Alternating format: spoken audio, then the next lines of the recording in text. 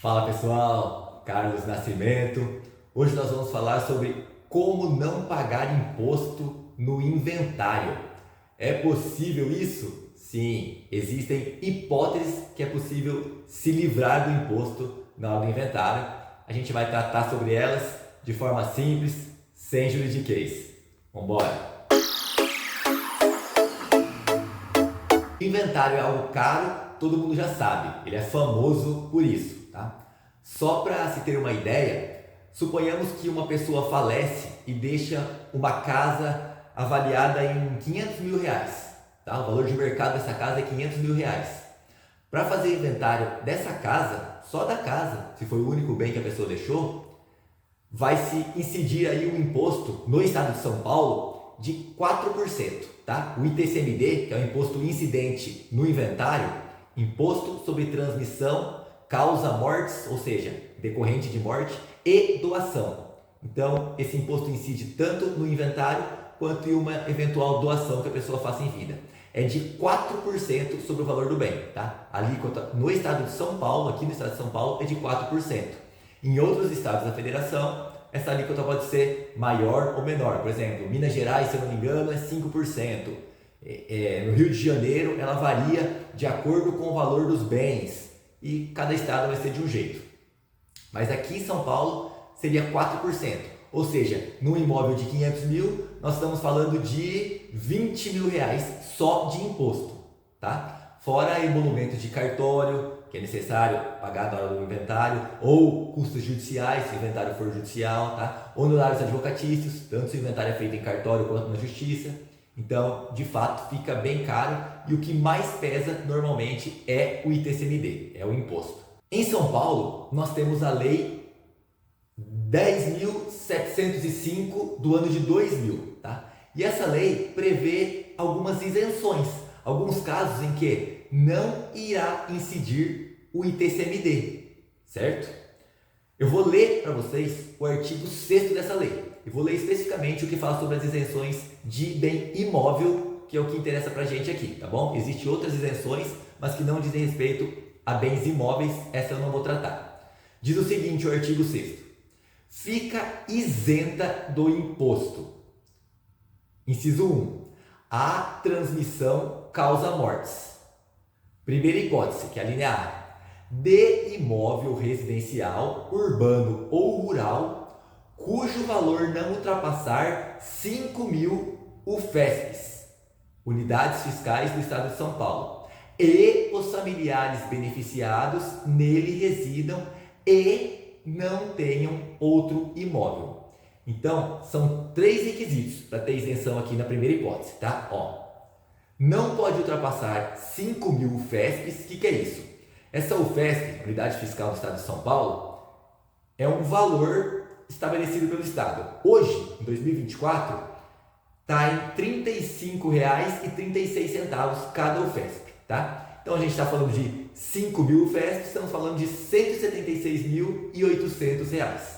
Então, primeira coisa, o imóvel não pode ultrapassar, em 2024, R$ 176.800. Primeiro requisito. Segundo requisito, familiares beneficiados nele residam. Então, os herdeiros têm que residir nesse imóvel. Na época do óbito, eles teriam que estar residindo nesse imóvel, tá bom? Ah, Carlos, e se um herdeiro reside e o outro não? O herdeiro que reside vai ter isenção, o que não reside não vai ter isenção, tá? E não tenham outro imóvel. Os familiares beneficiados, ou seja, os herdeiros, não podem ter outro imóvel na época do óbito. Ah, Carlos, vamos supor que ficou 2 herdeiros, o João e o José. O pai deles faleceu. Os 2 residiam nessa casa que o pai deixou, os 2 moravam lá. Só que o João tinha uma outra casinha que ele comprou e era dele, ele alugava ou estava lá parado, não importa. Então, o João não vai ter isenção, porque ele tem um outro imóvel. O Zé vai ter isenção, certo? Essa é a hipótese, é a primeira hipótese, tá bom? 5.000 UFESPs, ou seja, R$ 178.000, 178.600, perdão, 176.800. Familiares beneficiados nele residam, então mora lá, e os familiares beneficiados não tenham um outro imóvel. Perfeito. Cumpriu todos os requisitos, tem a isenção. Segunda hipótese, que é a linha B. Vou ler para vocês. Então, a transmissão fica isento, né? Como diz o artigo 6º, a transmissão causa mortes. A linha B, de imóvel cujo valor não ultrapassar 2.500 UFESPs, ou melhor, 2.500 UFESPs, desde que seja o único transmitido.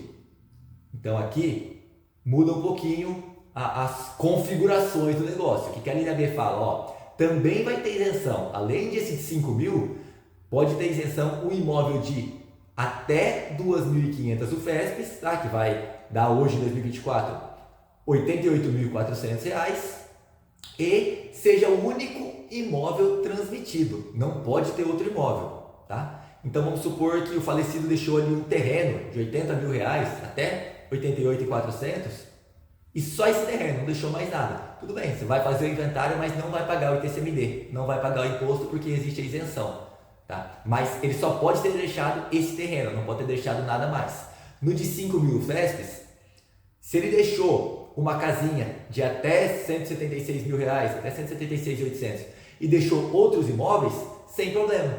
Esse imóvel de 176 mil, desde que cumprir os demais requisitos, vai ter isenção, tá? Beleza. Sem importar se existem outros imóveis. Agora aqui não. Muda a configuração do negócio, certo? Uma dúvida muito frequente. Mas Carlos, eu sou do estado de São Paulo, tá? Então, essas isenções aí que você falou é do meu estado, eu sou do estado de São Paulo. Mas o bem que o falecido deixou, eu sou herdeiro e o bem que o falecido deixou está em Minas Gerais. Então você vai ter que ver a legislação de Minas Gerais.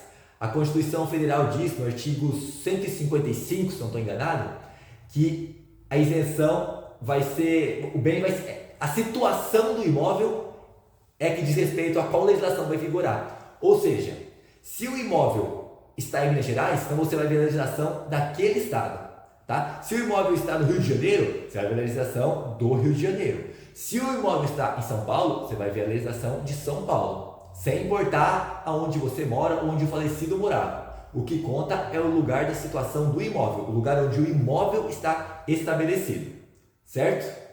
Lembrando que as hipóteses que nós tratamos aqui é do estado de São Paulo. Se o imóvel que você tem interesse em inventariar está localizado em outro estado, procure pesquisar sobre as hipóteses de isenção desse estado. Se há, se não há, pode ser melhor, pode não ser, tá bom? Mas é importante pesquisar isso, de preferência, contratar um advogado para que ele possa se informar, caso ele não tenha conhecimento de determinado estado, talvez não é o estado que ele mais atua, e possa te informar, mas ele tem conhecimento jurídico necessário para isso.